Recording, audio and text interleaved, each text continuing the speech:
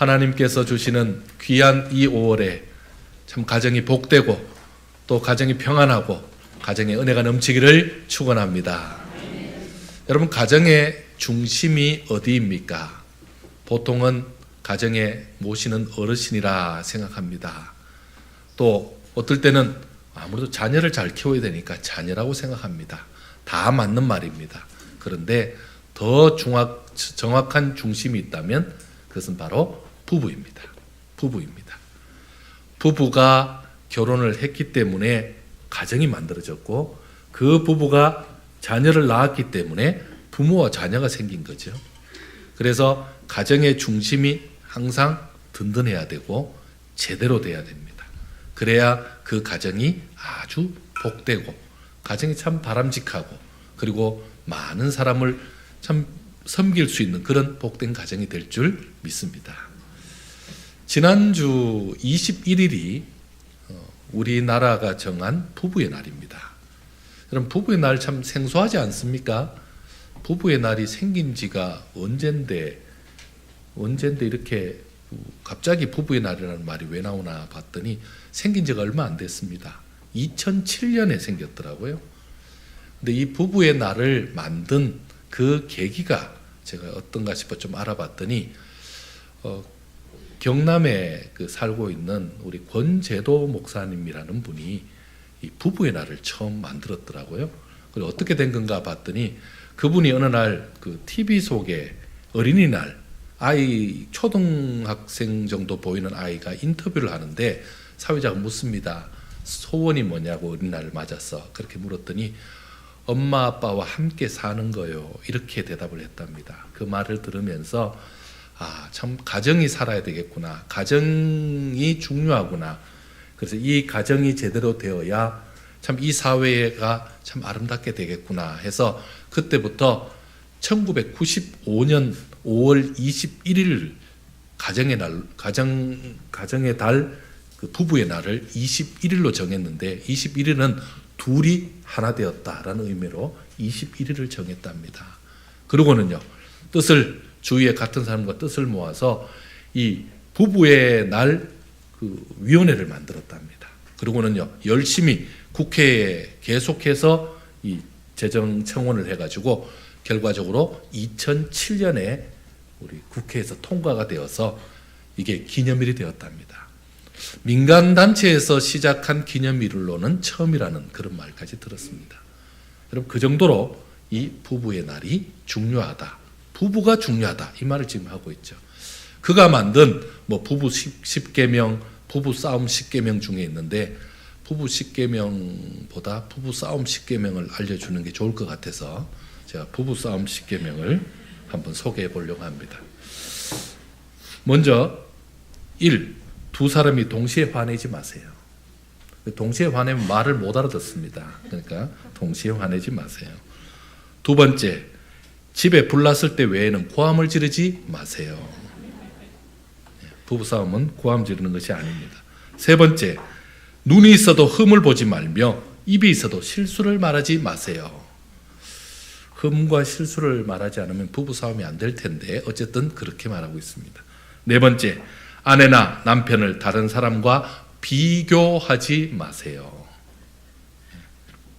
비교하지 마세요. 다섯 번째, 아픈 곳을 긁지 마세요.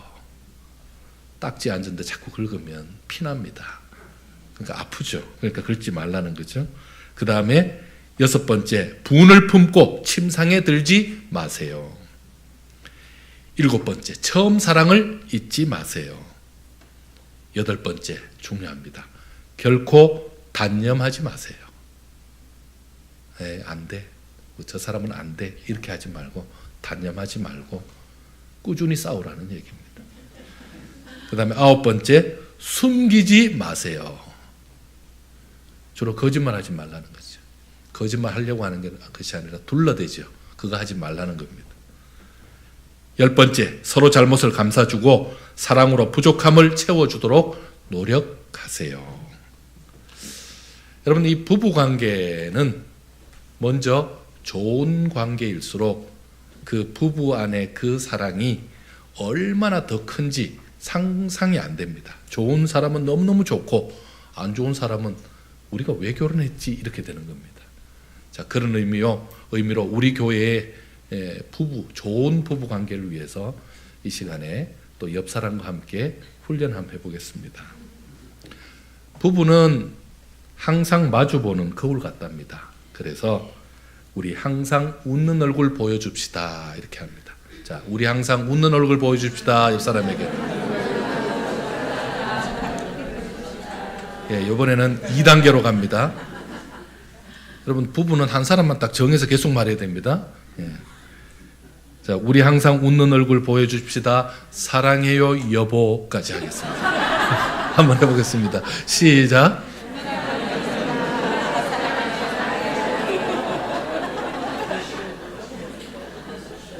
아니, 지금 착각하시는데 옆에 있는 분이 부부라는 말이 아니라 부부 연습을 하는 거니까, 뭐 남자 못하고 여자 못하고 연습이니까.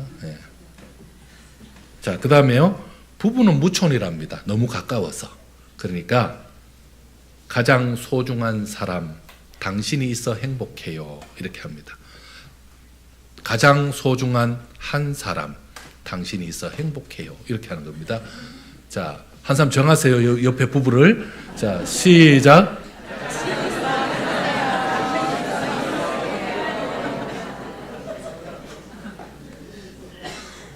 지금 뭐 워낙 안 하시다 보니까 이 말도 길어요, 지금. 다시요. 가장 소중한 한 사람, 당신이 있어 행복해요. 한번 시작.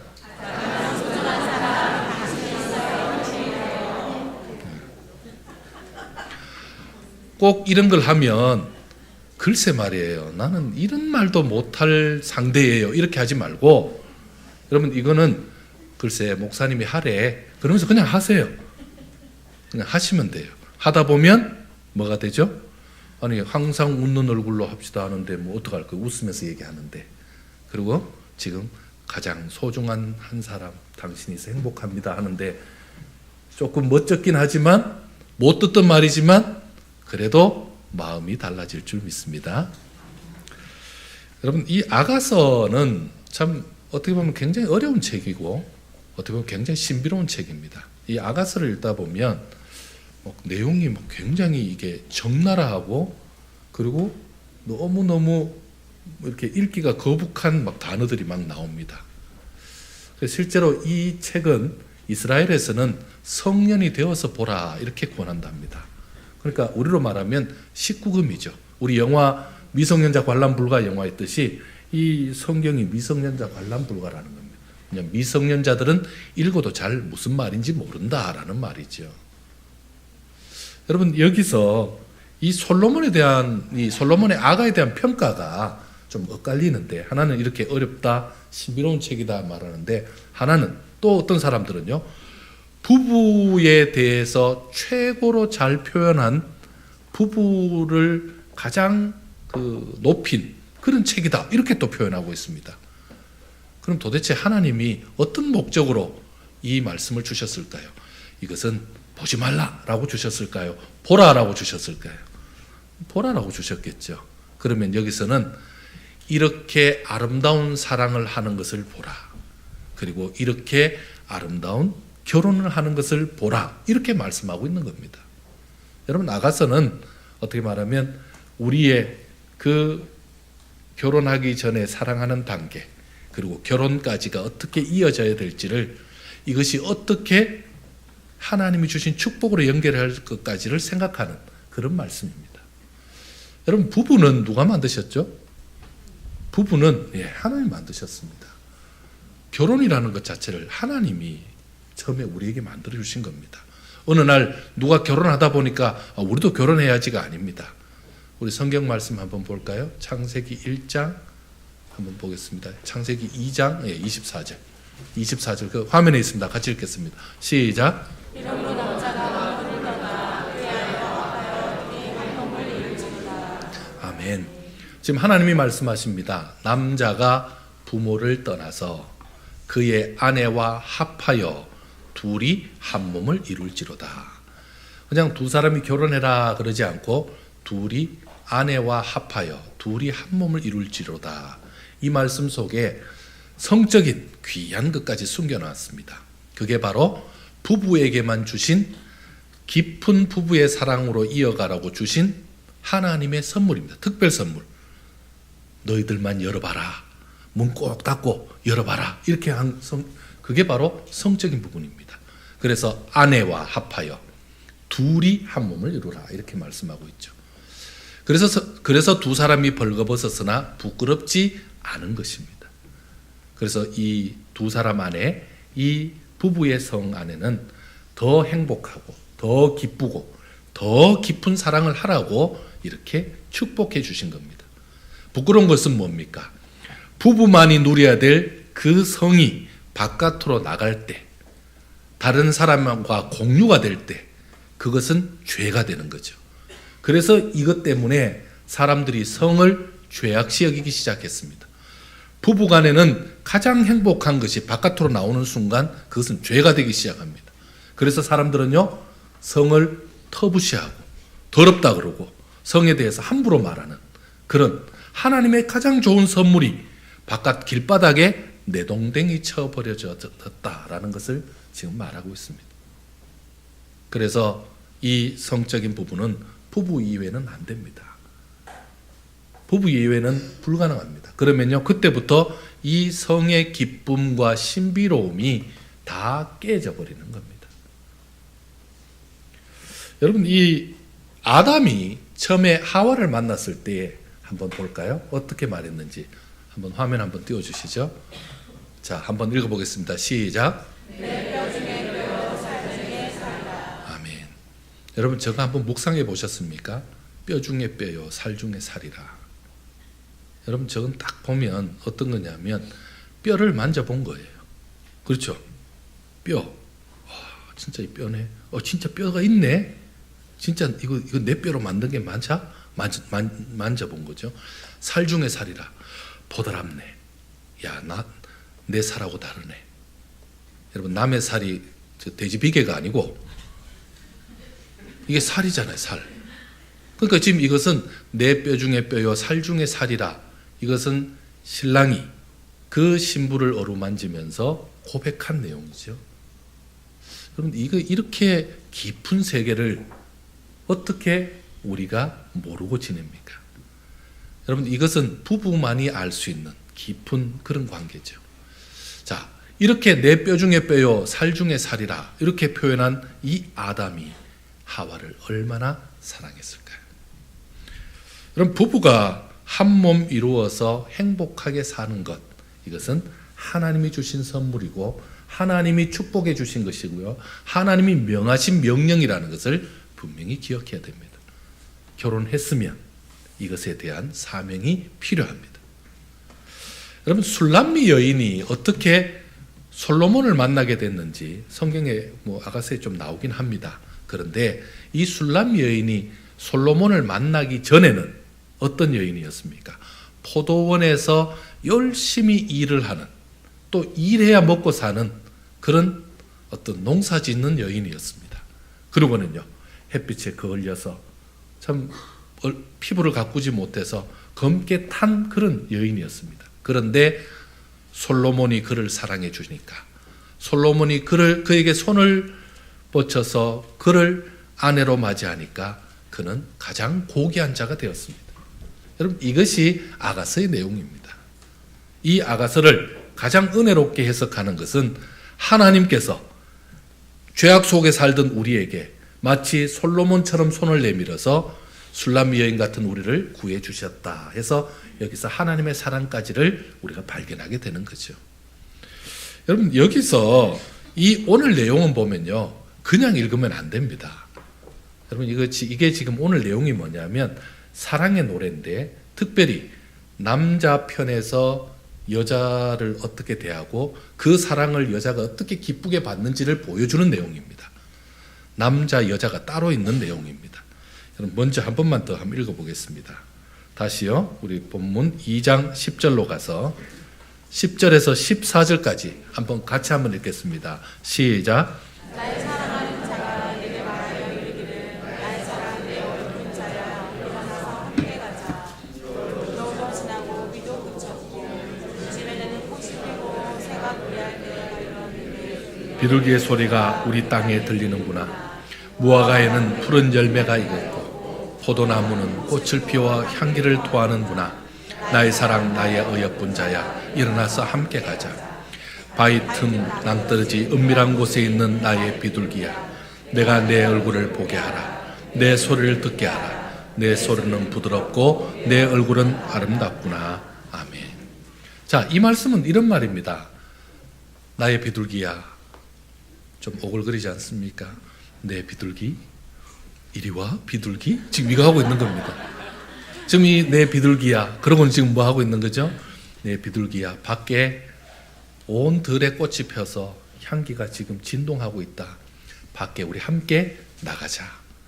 포도원도 그리고 무화과 나무도 다 꽃을 폈는데 우리도 참 아름다운 향기 나는 연애 해보자. 지금 이거 하고 있는 겁니다. 근데 너는 왜 그렇게 낭떠러지 바위 틈에 숨어서 얼굴도 안 보여주냐? 좀 얼굴 좀 보여주라. 너의 목소리 좀 들려주라. 나 너무 보고 싶다. 지금 이 이야기 하는 겁니다. 여러분, 참 이거는 참 여러분 많이 들어본 말 같지 않습니까? 이게 전형적인 멘트입니다. 남자들의. 어디 갑시다. 우리 어디 바람 쐬러 갈까요? 커피 한잔 할까요? 이렇게 하는 아주 전형적인 멘트가 바로 이 아가새에서부터 오는 겁니다. 그리고는요, 여러분 꼭 기억하시기 바랍니다. 어떤 남자분이, 멀쩡한 남자가 잠시 시간 내주실래요? 라고 얘기하면 여러분 그때는 꼭 기억하시기 바랍니다. 이것은 백발백중입니다. 무조건 그 남자가 관심이 있는 겁니다.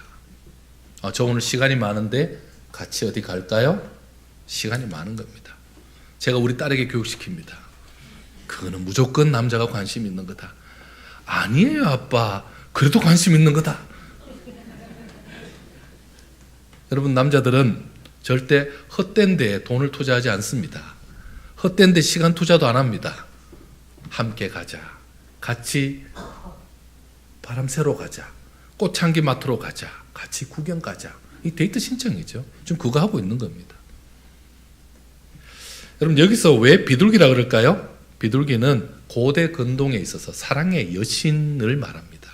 그러니까 내가 너무 사랑하는 여신과 같은 존재를 말하고 있죠. 나로 내 얼굴을 보게 해라. 내 소리를 듣게 해라.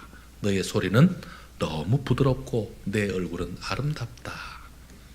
아주 전형적인 여인에게 고백하는 그 멘트죠.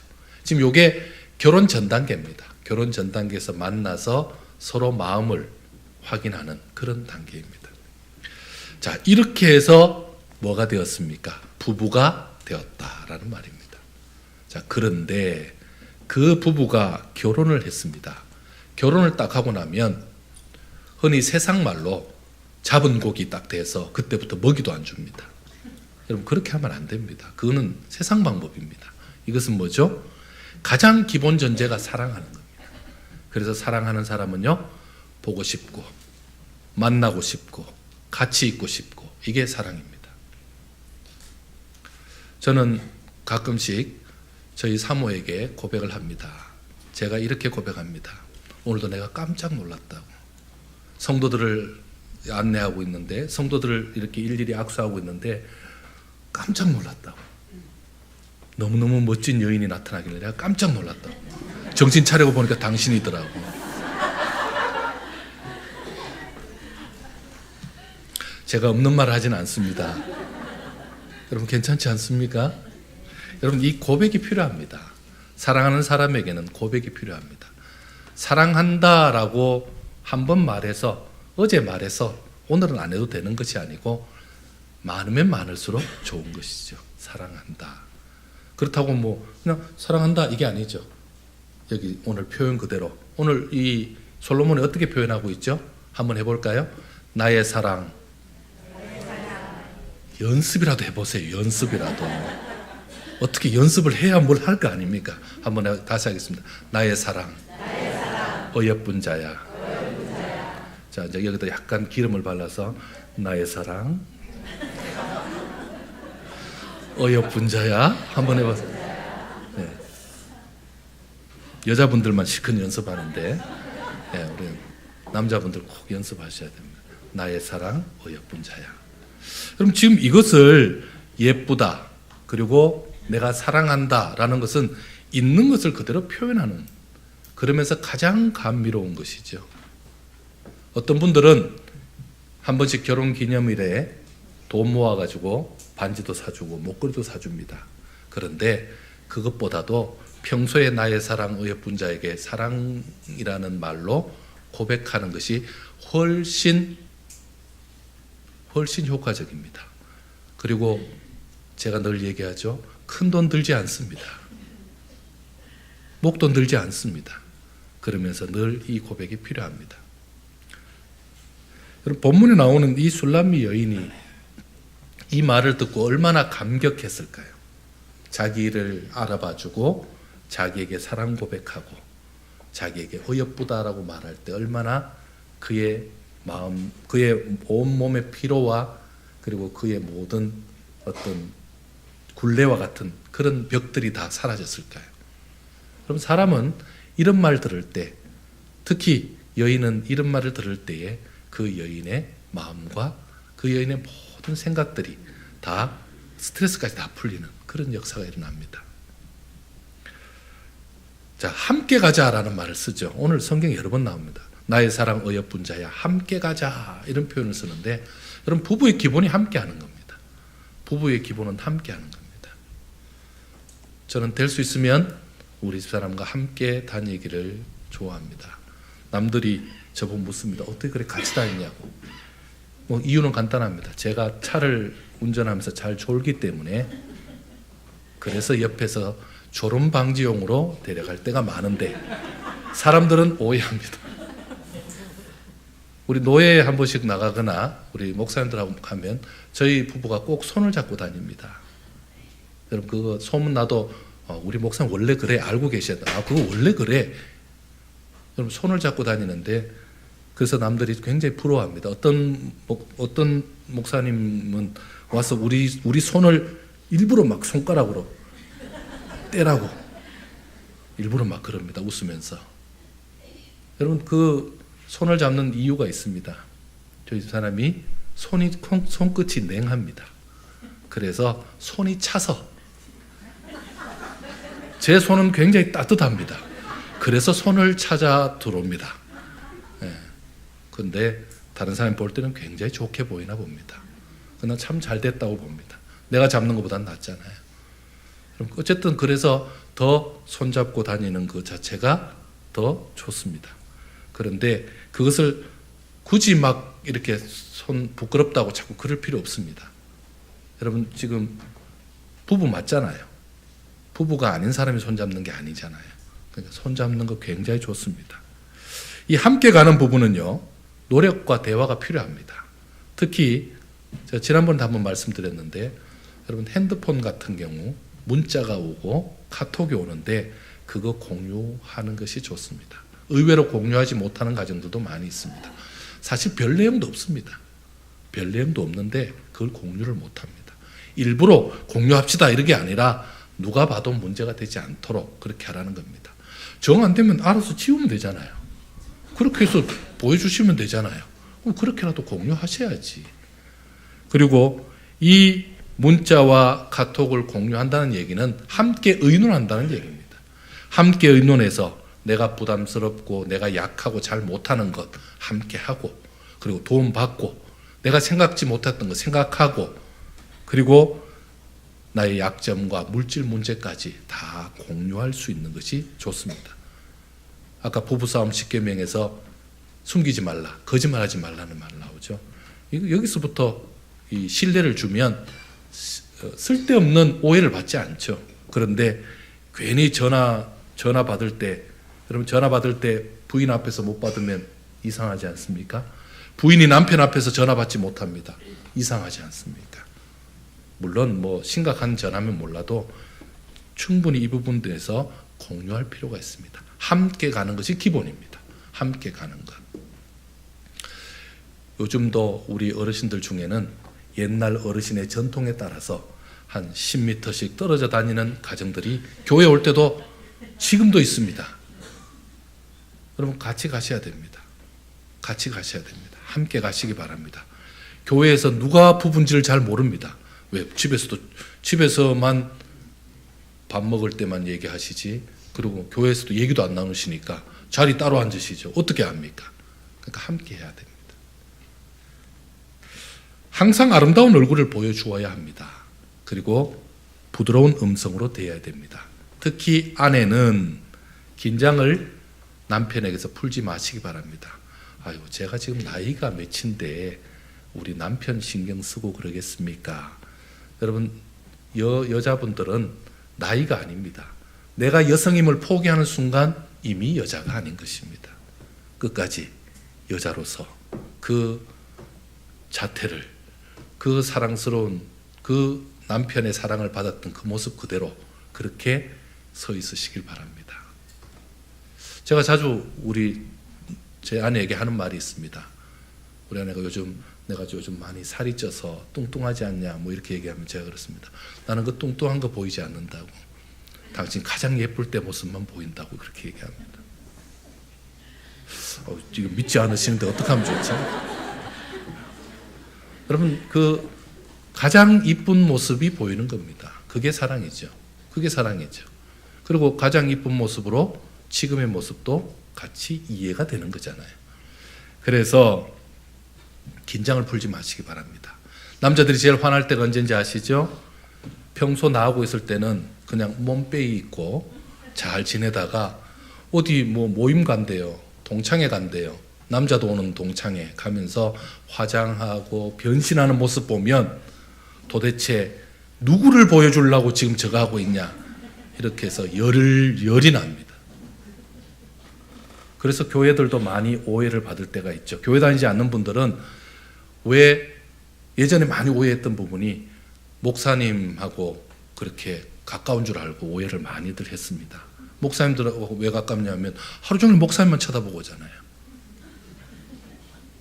그래서 남편들이 뒤에서 왔다가 확인해보고 저희 교회는 굉장히 안심하는 스타일입니다. 저 정도 되면 괜찮다. 그래서 제가 굉장히 목회하기 좋은 환경입니다. 얼마나 감사하는지. 여러분, 그 남자들의 특징이 그런 겁니다. 남편은요, 아내에게 이렇게 대하시면 좋겠습니다. 제가 기준을 하나 말씀드리면, 직장에서 고객 대하는 것처럼 대하라. 누구를요? 아내를.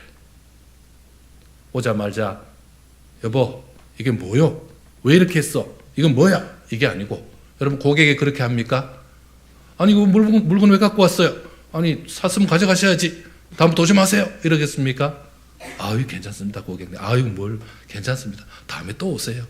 아유, 괜찮습니다. 이렇게 하지 않습니까? 그러면 최소한 그 정도로 부인을 대해 주시면 됩니다. 아이고, 여보, 밥을 차려 오셨네. 고맙습니다. 힘들 텐데 오늘 이렇게까지, 아이고, 너무 감사하네. 그럼 그 말만 해도 최소한 부인의 마음은 상하지 않을 것입니다. 여러분, 이 더 부드럽고 사랑스럽게 대해야 되는데 남자들에게 방법을 가르쳐 드리겠습니다. 내가 도저히 못하겠거든 말을 하지 마시면 됩니다. 계속 묵비권을 행사하면 됩니다. 그냥 하면 됩니다. 그런데 하는 말이라고는, 오늘 집꾸라지가 이게 뭐요? 이걸 빨래라고 했어?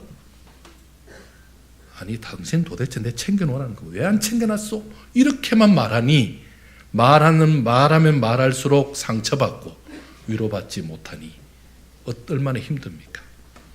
여러분, 말은 어떻게 하라고요?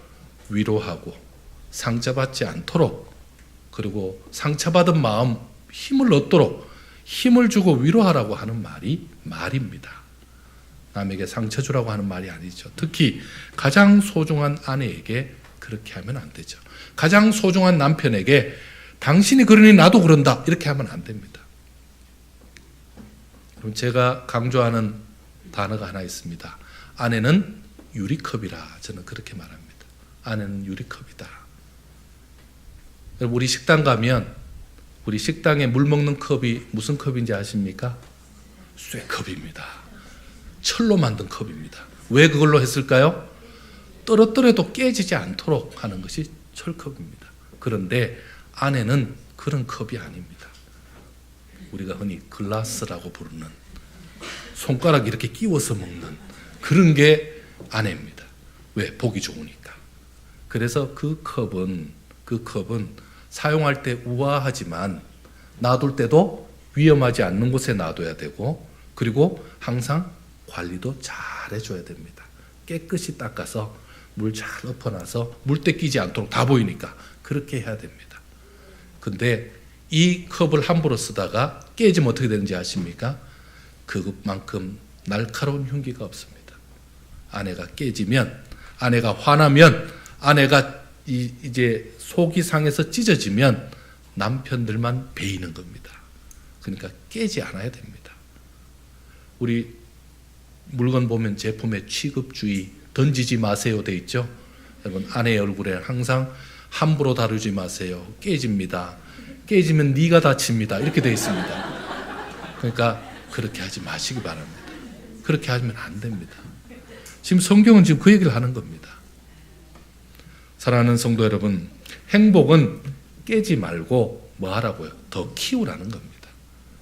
똑같은 화초라도, 똑같은 우리 소철이라도 우리나라의 소철과 저 열대지방의 소철이 크기가 다릅니다. 잘 토양이 되고 커지면 점점 커지는 것이 행복입니다. 이 행복한 부부로 아름다운 사랑을 나누고 우리 가정에서부터 그 행복의 꽃을 피우면 세상 말로는 깨 쏟아지는 깨 냄새고, 우리로 성경으로 말하면 향기가 모든 사람들에게 퍼져서 옆집에서도 저 집은 어떻게 저렇게 행복하냐고, 저 집은 어떻게 저렇게 행복하냐고. 그때 뭐라고 말하죠? 예, 우리 교회에서 이렇게 훈련 받습니다. 성경이 그렇게 가르칩니다. 교회 가면 이렇게 됩니다. 해서 천국의 한 면을 보여주는 겁니다. 맨날 밥그릇 깨지는 소리, 고함 소리, 막 문 쾅쾅 여닫는 소리 나면 그 집이 글쎄 정원교회 다닌데 정원교회 근처도 가지 마라 이럴 거 아니에요. 여러분, 그건 향기입니다. 향기는 널리 퍼지는데 그 향기가 바로 천국의 향기거든요. 아내를 행복하게 하는 것 우리의 사명입니다. 여러분, 남편들 기억하시기 바랍니다. 그리고 남편들이 행복하도록 최선을 다해서 내조하는 것 아내의 사명입니다. 그래서 남편과 아내가 함께 협력해서 가장 아름답게 부부가 행복하게 사는 것이 자녀를 잘 키우는 것이고, 그리고는요 교회를 세우는 것이고, 그리고 이 나라 이 민족 위하는 거 아니겠습니까? 애국하는 겁니다. 사랑하는 우리 귀한 성도들 가정에 이런 은혜가 있기를 축원합니다. 함께 기도하겠습니다.